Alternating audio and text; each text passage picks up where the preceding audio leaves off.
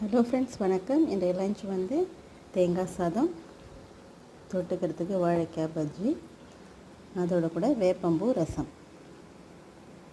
வேப்பம்பூ ரசம் எவ்வளோ டேஸ்ட்டாக பண்ணுறது அப்படின்றத ஏற்கனவே நான் வீடியோ போட்டிருக்கேன். கீழே லிங்க் கொடுக்குறேன், அவசியம் பாருங்கள்.